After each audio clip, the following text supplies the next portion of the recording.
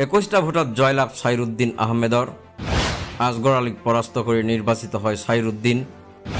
বিদ্যালয় পৰিচালনা সমিতিৰ সভাপতি পদৰ বাবে তুমুল প্ৰতিদ্বন্দ্বিতা।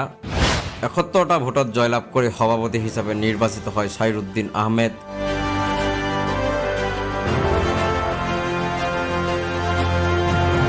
বিলাসীপাৰা শিক্ষাখণ্ডৰ অন্তৰ্গত পশ্চিম চোৱাপাতা প্ৰাথমিক বিদ্যালয় পৰিচালনা সমিতিৰ সভাপতি পদৰ বাবে শুকুৰবাৰে অনুষ্ঠিত হৈ যায় নিৰ্বাচন। সভাপতি পদৰ বাবে প্ৰতিদ্বন্দ্বিতাত নামে সাইৰুদ্দিন আহমেদ আৰু আসগৰ আলী।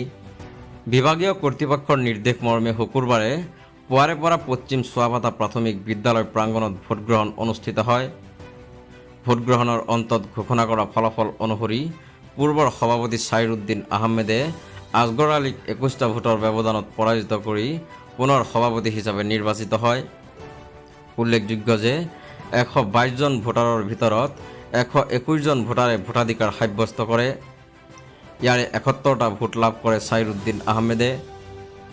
পশ্চিম চোৱাপাতা প্ৰাথমিক বিদ্যালয়ৰ পৰিচালনা সমিতিৰ নিৰ্বাচনত পূৰ্বৰ সভাপতি সাইৰুদ্দিন আহমেদ পুনৰ নিৰ্বাচিত হোৱাত সমৰ্থকসকলে উৎফুল্লিত হৈ পৰিছে।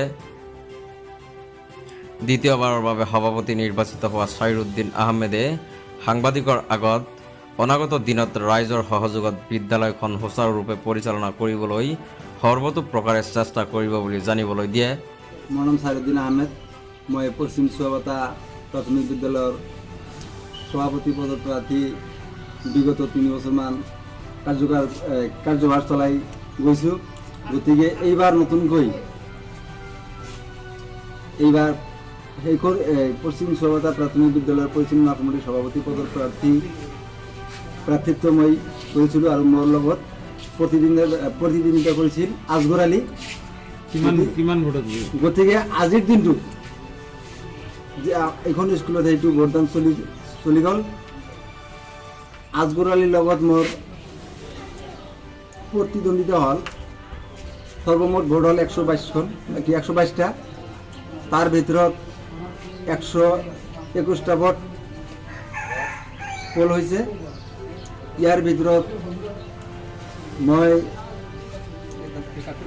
71টা ভোট পাইছোঁ আৰু আসগৰ আলী পাইছে 50টা ভোট। গতিকে মই আসগৰ আলীক 21টা ভোটৰ ব্যৱধানত তাক পৰাজয় কৰি মই 71টা ভোটত জয়লাভ কৰিছোঁ। মই বিগত 3 বছৰ এইখন স্কুলৰ পৰিচালনা সমিতিৰ সভাপতি আছিলোঁ।